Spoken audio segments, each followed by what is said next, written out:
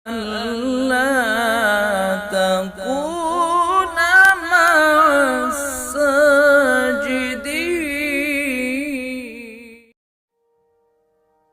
Assalamualaikum warahmatullahi wabarakatuh. Bismillahirrahmanirrahim. Alhamdulillahirabbil alamin. Alhamdulillahilladzi adhaba annal hazan. Inna rabbana laghafurun syakur. Asyhadu an la ilaha illallah wa asyhadu anna Muhammadar Rasulullah sallallahu alaihi wasallam wa ala alihi wa ashabihi amma ba'du. Alhamdulillahirabbil alamin. Tidak lupa kita panjatkan puja dan puji syukur kehadirat Allah Subhanahu wa taala yang telah banyak memberikan nikmat rahmat kepada kita semua, khususnya nikmat yang sangat luar biasa, yaitu nikmat hidayah, nikmat iman yang telah Allah berikan kepada kita. Di mana nikmat iman ini, nikmat hidayah, nikmat Islam ini tidak diberikan kepada setiap orang dan hanya diberikan kepada hamba-hamba yang dicintai Allah, hamba-hamba yang dipilih oleh Allah. Para pemirsa yang budiman, saya belajar syukur nikmat hidayah ini ketika saya datang di salah satu tempat, tepatnya di Dusun Ngangetan, Tuban, Jawa Timur. Di mana di sana saya berjumpa dengan beberapa saudara kita yang terkena penyakit kusta atau lepra, ex-kusta atau lepra. Jadi mereka itu dulunya terkena penyakit kusta atau lepra, setelah mereka dinyatakan sembuh, mereka direhabilitasi di panti di situ ya, di Ngangetan, Tuban, Jawa Timur. Mungkin di antara teman-teman atau para pemirsa ada yang belum tahu apa itu kusta, apa itu lepra. Kusta atau lepra menurut yang saya pelajari ada dua macam, lepra basah dan lepra kering. Salah satu ciri-cirinya adalah organ tubuh, tulang-tulang ya, semuanya bentuknya menjadi tidak normal. Kemudian tubuhnya mati rasa. Bahkan ada yang cerita sama saya, ketika salah satu tubuhnya itu mati rasa, ya kakinya ini mati rasa, ketika kakinya itu terbakar, dia tidak sadar ketika kakinya terbakar karena mati rasa. Dia baru sadar ketika kakinya terbakar, ketika api itu sudah membara. Akhirnya dua-duanya diamputasi. Ketika itu saya silaturahim ke sana dan saya ketemu dengan salah seorang penyandang ex-kusta di sana. Ada yang membuat saya terkejut dan sampai sekarang saya masih ingat betul apa kata-katanya. Beliau mengucapkan seperti ini, "Mas, alhamdulillah, saya syukur saya dikasih sakit lepra." Bayangkan, dia mengatakan, "Saya syukur saya dikasih sakit lepra." Ketika itu saya pun terkejut. Saya bertanya, "Pak, Bapak tadi bilang Bapak syukur dikasih sakit lepra." "Iya Mas." "Loh Pak, Bapak itu dikasih sakit kok malah syukur?" Apa katanya? "Mas, saya syukur dikasih sakit lepra. Kenapa? Kalau saya di situ tidak dikasih sakit lepra sama Allah, mungkin saya tidak akan ditempatkan di sini dan saya tidak akan bisa mendapatkan hidayah. Lantaran saya itu dikasih sakit lepra sama Allah, akhirnya saya ditempatkan di sini. Alhamdulillah saya bisa dapat hidayah." Sehingga si bapak ini justru menganggap dari rasa sakitnya itu bisa jadi perantara beliau untuk dapat nikmat hidayah. Umumnya orang ketika dicoba sakit, dia ngapain? Ngeluh dan ngeluh.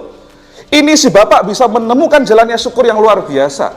Beliau dicoba dengan sakit yang sangat luar biasa. Yang sakitnya itu istilahnya kalau orang bilang itu ya, membuat beliau jadi diasingkan dari rumahnya, dari lingkungannya, ya tidak disukai banyak orang. Tapi beliau masih bisa menemukan jalannya syukur. Beliau mengatakan, "Alhamdulillah lantaran saya dikasih sakit lepra, saya ditempatkan di sini dan saya bisa mendapatkan hidayah. Saya bisa ketemu dengan nikmat Islam, dengan nikmat iman." Luar biasa kan? Dan itu bukan cuma diomong, tidak cuma dibicarakan saja. Ketika saya mencoba masuk ke salah satu pantinya, saya menemukan ada nasi yang dijemur. Kalau orang Jawa bilang itu nasi aking. Ketika saya tanya, "Ini punya siapa?" "Oh, itu ada punya ibu di dalam." Akhirnya saya penasaran, saya pun masuk, saya temui ibu itu. Mohon maaf, kakinya itu, telapak kakinya sudah tinggal separuh gitu ya, karena memang ya lumpuh. Terus beliau itu kalau kemana-mana karena tidak bisa jalan, sampai istilahnya mohon maaf dalam bahasa Jawa itu ngesotnya itu pakai semacam kayak papan ya, papan terus kemudian dikasih roda kayak gitu itu untuk beliau kemana-mana. Ketika saya ketemu dengan ibu itu, saya kagum ya, saya pun merasa terenyuh dan saya merasa ini loh orang yang luar biasa bisa nemu jalannya syukur. Beliau ternyata jemur nasi itu bukan sembarang dijemur. Jadi ketika beliau itu dapat jatah makan nasi dari pemerintah, nasi yang separuh ini dimakan, kemudian yang separuh ini dijemur, dikeringkan. Dan dari hasil nasi yang dijemur dikeringkan ini, sebagian digunakan untuk sedekah, infak, tabungan korban. Dan yang mencengangkan adalah mereka punya tabungan haji amanah. Karena orang lepra secara medis tidak boleh, yang naik pesawat tidak boleh berangkat haji. Akhirnya mereka berusaha untuk nabung biar bisa melaksanakan haji amanah. Luar biasa loh ini, luar biasa. Dan ketika itu saya ketemu dengan beliau cerita yang saat itu ketika saya ke sana sedang bulan Ramadan. Karena orang lepra tidak boleh puasa, mereka harus bayar fidyah karena mereka harus mengkonsumsi obat. Beliaunya ini harus selalu mengkonsumsi obat sehingga beliau tidak bisa puasa, sehingga harus bayar fidyah. Akhirnya dia telepon anak kandungnya. Dengan bahasa Jawa kurang lebih seperti ini. Nak, iki kan sasi poso, gede-gede nih ganjaran. Ibu yo pengen nak untuk ganjaran sing gede ning bulan Ramadan. Kalau bahasa Indonesia yang kurang lebih, nak ini bulan Ramadan, besar-besarnya pahala. Ibu pengen nak dapat besarnya pahala di bulan Ramadan. Ibu tolong nak dikirimi uang untuk bayar fidyah. Lalu apa yang terjadi? Sama anak kandungnya dikirimlah uang. Berapa nilai uangnya? Rp20.000 saja. Anda bisa bayangkan gitu ya. Ketika si ibu ini minta uang untuk bayar fidyah, sama anak kandungnya cuma dikasih Rp20.000. Cukup berapa hari itu? Paling sehari 2 hari. Lalu apa yang dilakukan ibu ini? Ibu ini tidak marah. Ini hebatnya. Ibu ini tidak marah. Tidak kemudian melaknat anaknya. Tidak. Ibu ini dengan kesatria. Kemudian dia mengambil pakaiannya yang ada dalam lemari. Dia pilih pakaian-pakaian yang terbaiknya. Kemudian setelah itu dia kumpulkan. Dia suruhan temannya untuk menjualkan di pasar. Lakulah Rp100.000. Ibu tidak mikir, besok saya mau pakai baju apa, lebaran saya mau pakai baju apa. Yang dipikir oleh ibu ini, besok saya membayar fidyah, pakai uang apa. Apakah Allah akan tinggal diam saja melihat hambanya yang bersungguh seperti ini? Tidak. Janjinya Allah, intang surullah yang surkum wa yuthabbit aqdamakum. Besok paginya, tidak tunggu lama, tiba-tiba ada seorang perempuan, dia datang dari Surabaya. Perempuan ini tidak kenal sama ibu yang lepra ini. Ibu yang lepra ini tidak kenal sama si perempuan ini. Tiba-tiba si perempuan ini simpuh duduk di depan si ibu yang lepra ini. Kemudian si perempuan ini mengatakan, Bu, saya datang dari Surabaya. Saya datang ke sini dalam rangka, Bu, pengen ngangkat ibu jadi ibu angkat saya. Tolong ibu berkenan, saya diangkat jadi anak angkat ibu. Si ibu yang lepra ini bingung, nak, kondisi saya kan seperti ini. Ngapain kamu pengen ngangkat saya jadi ibu angkat? Singkat cerita, si anak perempuan dari Surabaya ini mengatakan, Bu, saya sudah lama ditinggalkan orang tua saya. Saya rindu doa orang tua saya. Saya datang ke sini dalam rangka pengen dapat doanya dari ibu. Akhirnya si ibu itu tanya, ya udah, kamu pengen didoakan apa? Bu, saya sudah 10 tahun nikah. Sampai sekarang saya belum dikaruniai anak. Doakan ya Bu ya, mudah-mudahan saya bisa segera dikaruniai anak. Ya udah nak, saya doakan mudah-mudahan kamu segera bisa dikaruniai anak. Akhirnya sebelum si anak perempuan itu tadi pulang, si anak perempuan ini menyerahkan amplop untuk si ibu angkatnya atau ibu yang lepra ini. Bu, ini ada amplop isinya uang bekal untuk ibu selama bulan Ramadan.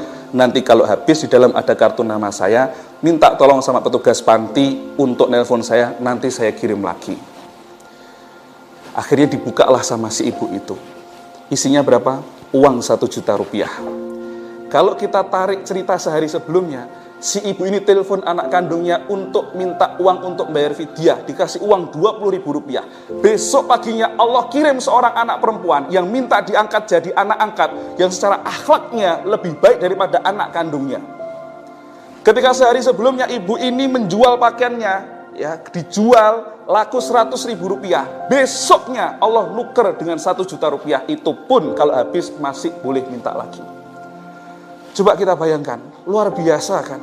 Luar biasa. Dan itu bukan selesai berhenti sampai di situ, enggak. 3 bulan kemudian si anak angkatnya ini akhirnya telepon. Bu, alhamdulillah, setelah 10 tahun saya nikah, setelah 10 tahun saya berharap menunggu diberi momongan oleh Allah, akhirnya sekarang saya hamil. Hamil anak itu. Ya, hamil, alhamdulillah. Dan singkat cerita akhirnya anak itu lahir. Kemudian si anak angkat ini telepon si ibu angkatnya ini, Bu, alhamdulillah anak saya lahir, tapi mohon maaf saya belum boleh bawa anak angkat saya atau belum boleh bawa anak saya ke tempat ibu karena alasan medis, karena alasan kesehatan. Ya udah nak, enggak apa-apa. Karena yang namanya orang desa, image-nya orang sukses itu kalau jadi PNS, si ibu yang lepra ini mendoakan, nak, mudah-mudahan dengan kamu punya anak ini rezekimu tambah banyak, mudah-mudahan kamu bisa diangkat jadi PNS. Lah kebetulan saat itu dia bersama dengan suaminya juga sedang daftar jadi CPNS, dan sekarang mereka berdua jadi PNS di Sidoarjo sana. Ini loh gambaran cerita. betapa ketika kita bisa menemukan jalannya syukur, semua terasa indah. Bahkan hal yang memberatkan, hal yang kelihatannya di situ menyusahkan, sakit yang begitu luar biasa saja, masih bisa dijadikan jalannya syukur. Karena la in syakartum la azidannakum wa la in kafartum inna adzabi lasyadid. Kalau kita mau bersyukur kepada Allah, nikmat kita ditambah. Tapi kalau kita kufur terhadap nikmat, akhirnya justru kita kehilangan nikmat itu sendiri, dan akhirnya juga kita justru malah mendapatkan siksa dari Allah. Oke, para pemirsa semuanya, demikianlah sedikit tausiah dari kami. Mudah-mudahan bermanfaat dan barokah bagi kita semuanya, dan menjadikan kita semua sebagai hamba yang bersyukur kepada Allah. Alhamdulillah, jazakumullahu khairan. Akhir kalam, assalamualaikum warahmatullahi wabarakatuh.